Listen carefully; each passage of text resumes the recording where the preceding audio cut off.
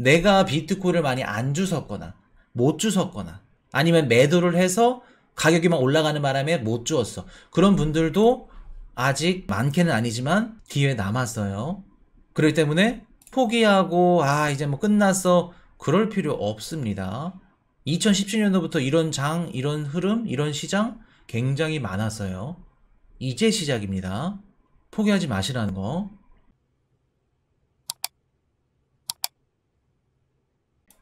이번에 그 비트코인이 단기간 한 20% 30% 오르면서 한편으로는 좀 마음이 아프기도 했고 한편으로는 좀 기분이 좋기도 했고 좀 여러 복잡한 좀 감정들이 많이 들었어요. 이게 가격이 이렇게 물론 급등하는 거는 누구나 좋지 않습니다. 천천히 올라가는 게 가장 좋지. 급등하게 되면은 내가 미리 사놓으신 분들은 막 너무 막 마음이 막 헐렁벌렁하고 막 사루비아 같이 막 달콤한 말들이 막 너무 더 좋게 들리고 그럴 건데 만약에 내가 담지를 못했다? 그러면 막 패닉 상태에 빠져. 그래서 좀 호불호가 갈릴 텐데 이번에 곰곰이 생각을 해봤던 게 우리 구독자분들 뭐 정규 방송 보시거나 멤버십 방송 보시거나 어차피 큰 틀은 같습니다. 2년 전부터 작년 연초부터 2년 동안 어떤 말씀을 드렸냐면 알트코인 사지 마세요. 지금도 그러고 있어. 비트코인만 사세요. 그럼 비트코인을 내가 샀든 안 샀든 뭐 개인적인 뭐 일이 있어서 뭐 어쨌든 간에 다른 방송 보신 분들이랑은 차원이 달라야 돼. 우리는 비트코인을 갖고 있으니까. 남들은 다 막 무슨 뭐 위믹스, 뭐 리플, 뭐 에이다, 폴리곤, 알트코인만 갖고 있는데 우린 비트코인을 무조건 갖고 있어.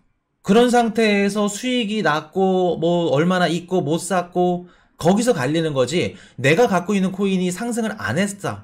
뭐 없었어. 오히려 떨어졌어. 이런 걱정은 없었죠.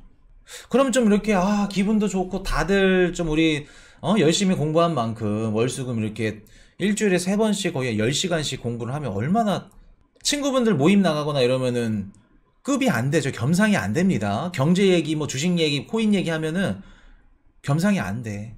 그토록 공부를 열심히 했는데 누구는 막 수익률이 어떻고 코슈니 감사합니다. 막 정말 감사합니다. 막 후원 막 해주시고 감사하다고 말씀을 막 이렇게 해주시는데 누구는 막 힘들어가지고 왜 똑같이 같이 왔는데 그런 것들이 뭐 개개인적으로 뭐 잘했다 못했다 이런 것들 말씀을 드리는 게 아니라 좀 많이 아쉬웠어요. 많이 정말 많이 아쉬웠습니다. 막 힘들어 하신 분들도 보면서 어떻게 보면 좀 코인 이슈가 조금 더 공격적으로 이렇게 매수해라 뭐해라 했으면 좀 더 달라졌을까? 나는 좀 자책도 하면서 또 스트레스도 받고 원래 같았으면은 막 샴페인 터뜨리고 지금 좋아해야 돼. 현물 ETF가 당장 내일 모레 된다 그러더라도 기분 좋아야 돼. 참 그런 부분들이 좀 마음이 안 좋더라고요. 그래도 엊그저께는 코인 이슈가 딱 이렇게 댓글을 보면서 자 이게 뭐냐면 우리 이제 하우스분이 쌈진님 소중한 후원 감사드립니다. 자 이게 뭐냐면 우리 하우스분이 아마 에메랄드 등급 회원분일 거예요. 그분이 이제 댓글을 달아주신 건데 뭐 자랑하려는 것도 아니고 진짜 궁금해서 남기신 겁니다. 댓글도 평소에 잘 안 다시는 분이야. 1년 2개월째 묵묵히 제 방만 보면서 따라가고 있습니다. 비트 50%, 테더 50%, 그리고 비트코인 평균 단가가 20K야. 업비트 뭐 국내 거래소 기준 가격 기준 해가지고 2200, 300 그거에 주우신 겁니다. 그리고 비트가 더 있었어. 근데 지난 매도 시점 드렸었죠. 익절하라고 4천 얼마 때 분할 매도 한 건 이미 수익을 거두고도 50%는 평단이 20K야. 그래서 궁금한 게 매수 시그널 와도 그냥 기다려야 되는 거죠. 42K 정도 오면 10% 정도 더 분할 매도할까요? 궁금해서 올려주셔서 자랑한 게 아니라. 그래서 이런 댓글들을 보고 막 감사합니다 막 이런 얘기도 해주시는 게 힘이 나면서도 왜 똑같이 시그널을 드렸고 아무리 못하더라도 이건 50%는 비트코인 갖고 계셔야 됩니다 라는 것들이 나갔는데도 왜 누구는 돈을 벌고 있고 누구는 잃고 있고 누구는 못 주었고 이런 부분들이 좀 가슴이 많이 아팠어요. 아팠고 이분한테 답변을 드렸고 한 가지 말씀을 드리고 싶은 건 뭐냐면 아직 안 늦었습니다.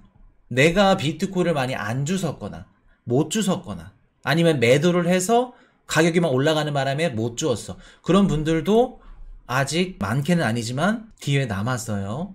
그렇기 때문에 포기하고 이제 뭐 끝났어 그럴 필요 없습니다. 2017년도부터 이런 장, 이런 흐름, 이런 시장 굉장히 많았어요. 이제 시작입니다. 포기하지 마시라는 거 이해되셨죠? 이 댓글을 갖고 와가지고 이렇게 잘했는데 누구는 못했고 그 얘기 드리는 게 아니라 이렇게 잘하신 분도 계십니다. 그리고 이분보다 더 높은 수익률, 낮은 평균 단가 충분히 줄 수 있어요. 포기하지 말라는 겁니다. 그리고 한 가지 오늘 비트코인 시장 원리에 대해서 한 말씀을 좀 드려볼게요. 저번 방송인가 저저번 방송에서 어떤 분이 코인이슈님 알트코인 순환장 온다고 하는데 지금 알트코인 담는 게 유리한 거 아닌가요? 이득 아닌가요? 이제 앞으로 오를 건데.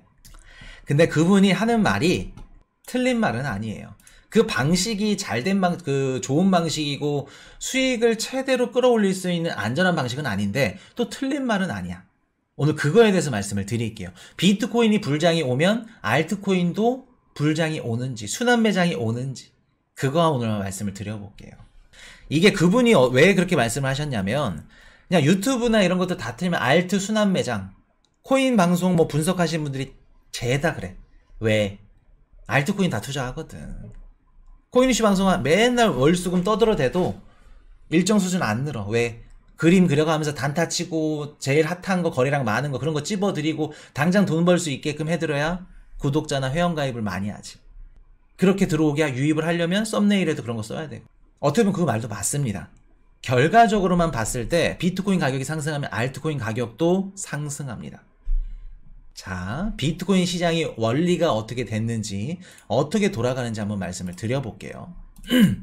비트코인이 처음 설계됐을 당시에 초창기 비트코인 시장이 어디 시장이랑 굉장히 비슷하냐면 우리가 알고 있는 환율 시장과도 비슷한 겁니다. 환율 시장과도 비슷해요. 코인이슈가 왜 코인 방송 왔는데 저놈은 환율이 어떻고 원달러 환율이 어떻고 달러가 강세고 굳이 저런 거를 알아야 되냐? 코인 투자하는데 그냥 차트 그리면서 단타 치고 몇 분봉 해가지고 얼마에 들어가고 매도 시점 얼마 잡고 그것만 알면 되지. 어떤 분이 들어와가지고 이건 코인 방송이야 경제 방송이야 그러고 있어. 그 말도 맞아요.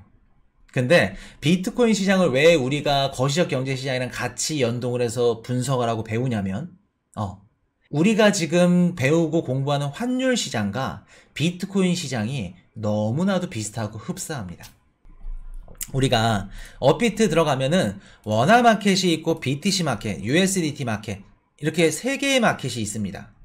원래 비트코인이 2007년, 2009년도죠. 처음 개발이 되고 나서 마운트 곡스 거래소에서 거래가 될 때 어떤 마켓만 있었냐면 비트코인, BTC 마켓만 있었어요. BTC 마켓이 뭐냐면 우리가 알고 있는 리플, 레이븐 코인, 유벤투스, 폴리곤 이런 알트코인들 가격의 기준점이 되는 게 누구냐면 비트코인입니다.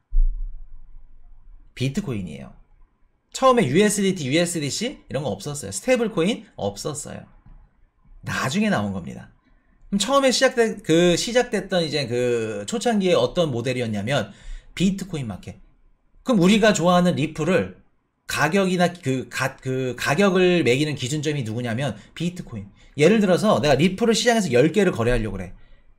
그럼 어떤 식으로 하냐면은 비트코인 한 개에 리플이 100개야. 아니야 10개야. 이런 식으로 거래를 했어요. 그게 BTC 마켓. 비트코인 가격에 따라서 이런 알트코인들 가격이 기준이 되는 겁니다. 이해되셨나요? 근데 여기서 거래하기도 어렵고 너무 한정적이야. 자금이 들어오는 게. 그렇게 되니까 원화로 거래도 할 수 있고 달러도 거래할 수 있고 각 국가별로 법정화폐들이 들어올 수 있는 거래 창구를 열어주면서 USDT, USDC, 스테이블 코인 이게 생겨나기 시작합니다.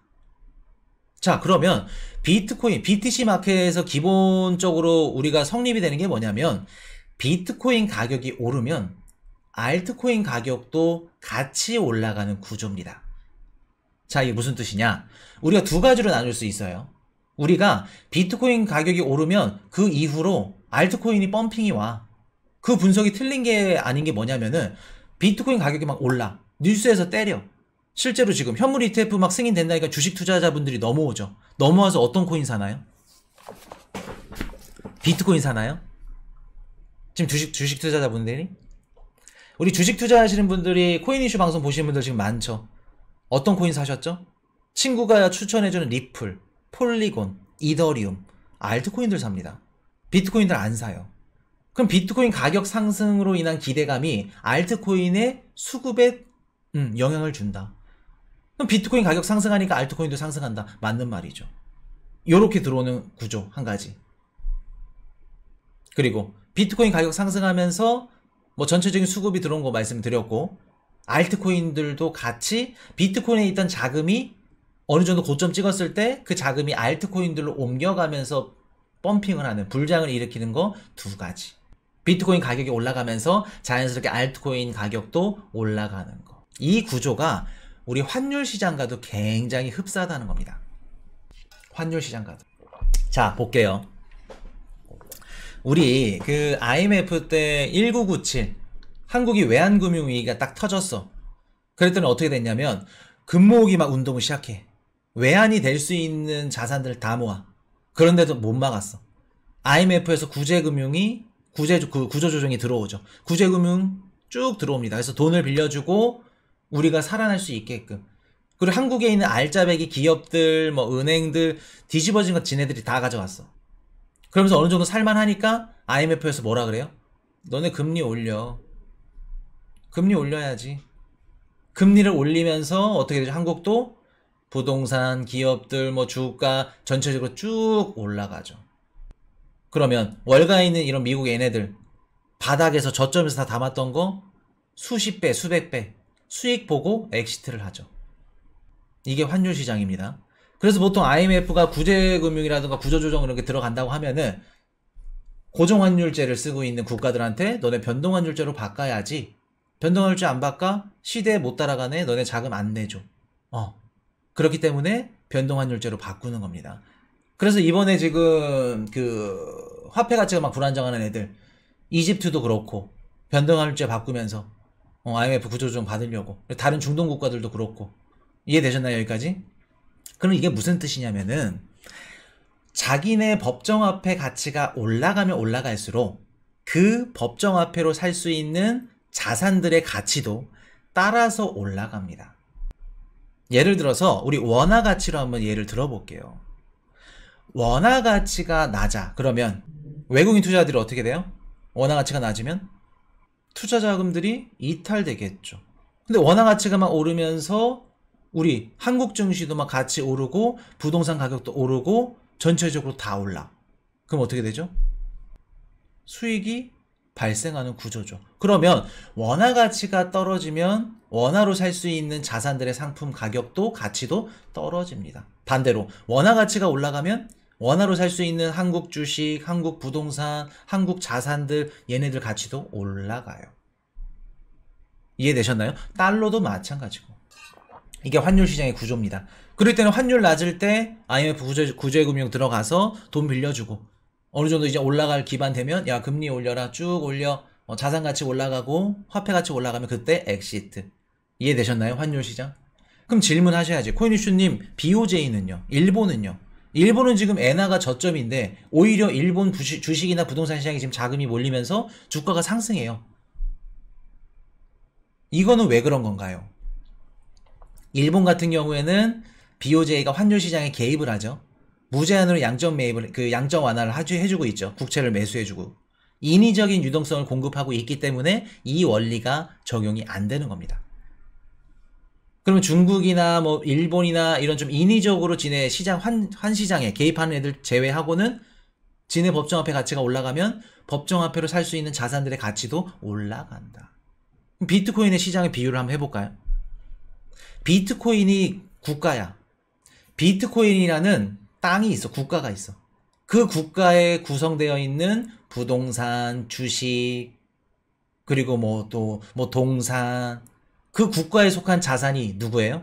알트코인입니다. 알트코인이에요. 그렇기 때문에 국가의 법정화폐 비트코인이 가격이 오르면 그 자산, 그 국가에 속한 자산인 부동산 알트코인, 뭐 또 뭐야? 뭐 주식 알트코인, 뭐 채권 알트코인, 파생상품 알트코인 얘네들이 오르는 겁니다. 크립토 월드. 이해되셨나요? 그렇기 때문에 비트코인 가격이 오르면 알트코인 가격도 올라가는 구조는 맞아요. 비트코인이라는 국가에 속한 부동산 알트, 또 뭐 채권 알트, 주식 알트, 얘네들도 같이 오른다. 자, 그럼 코인이슈님, 비트코인이 지금 이렇게 올랐고 알트코인들도 오를 건데 왜 추천을 안 해드리나요? 안 해주셨나요? 솔라나 같이 이렇게 막 폭등할 수 있는 코인은 왜 안 알려주세요? 그럼 그 이유를 대답을 해드릴게요. 일단 첫째로 알트코인들이 개수가 몇 개 있죠? 몇천 개, 몇만 개, 몇십만 개, 몇백만 개 있습니다. 몇백만 개까지는 아니고. 자, 그러면 볼게요. 일단 그렇게 수많은 알트코인 중에 솔라나처럼 폭등할 수 있는 코인 찝을 수 있나요? 코인이슈가 점쟁이라면 알려드릴 거야. 근데 못해. 그리고 또 현물 ETF가 곧 지금 초일기에 들어갔어. 현물 ETF가 되면 무조건 가격 오른다, 알트코인들도 펌핑한다 라고 생각들 하시겠지만 현물 ETF는 어떤 역할을 하는 거예요? 현물 ETF는 비트코인이랑 이더리움은 오를 겁니다. 근데 알트코인들은 오히려 없어질 수도 있어요. 왜? 현물 ETF가 승인이 돼서 거래할 수 있다는 거는 무슨 뜻이다? 정부에서 규제가 됐고 제도권 외에 밖에 있는 알트코인들은 지금 우리가 거래하고 있는 거래소에서 상장 폐지될 가능성이 굉장히 높다. 없어질 가능성이 굉장히 높다. 이해되셨나요? 그럼 비트코인이 상승해서 그 다음 폭등할 알트코인을 찾는 게 아니라 없어지지 않을 알트코인을 찾는 게 더 맞는 얘기겠죠. 그리고 수익률 확률적으로 따졌을 때 우리는 같은 돈을 들고 있으면 국가를 사야 되나요? 아니면 없어질 수도 있는 자산과 부동산과 주식과 채권을 사야 되나요? 우선순위를 따진다면 정답은 정해져 있죠. 자, 현물 ETF 승인이라는 호재가 앞으로 이제 놓여져 있어. 비트코인이라는 국가가 선진국으로 이제 발돋움할 수 있는 기회야. 근데 선진국으로 발돋움하려면은 희생도 필요해. 그럼 거기에 속한 부동산이 없어질 수도 있고 주식시장이 없어질 수도 있고 채권시장이 없어질 수도 있어. 근데 우리는 다음 그 가격이 상승할 수 있는 부동산, 주식 그런 것들을 담아야 된대. 말도 안 되는 얘기죠. 위험성, 수익성, 안전성, 정확성 다 따져봤을 때도 우리는 지금 비트코인을 담아야겠죠. 그리고 나중에 비트코인이라는 국가가 선진국 반열에 딱 오르고 그때 안전적으로 딱 제도권 내에 들어가서 매력적인 부동산, 매력적인 주식 그때 가서도 자산을 사도 늦지 않는다. 그리고 한 가지 말씀드리면 이제 우리가 지금은 비트코인이라는 국가를 살 수 있는 넘볼 수 있는 가격이죠. 나중 되면 국가 못 삽니다. 넘볼 수도 없는 가치가 되어 버릴 거예요. 그때 돼서는 진짜 갖고 싶어도 못 갖고 어쩔 수 없이 그 국가에 속한 부동산들, 주식들 이런 것들 골라야 될 때가 올 겁니다. 이해되셨나요? 그렇기 때문에 코인이슈가 이렇게 말씀을 드렸던 거예요. 자, 오늘은 여기까지 하고 정리하도록 하겠습니다. 자, 그래서 우리가 어떤 코인을 먼저 담아야 되고 우선순위가 어디에 있는지 좀 곰곰이 생각을 해보셨으면 합니다. 자, 비트코인이라는 국가에 알트코인이라는 자산이 존재한다. 우리 하우스에게 선택권이 주어진다면 국가 먼저 매입한 후에 자산을 매입할 것이다. 코인 이슈 딱 끝. 오늘 여기까지. Hey, I got a confession. Been losing all momentum. Just because it's easy, well, that don't make it better.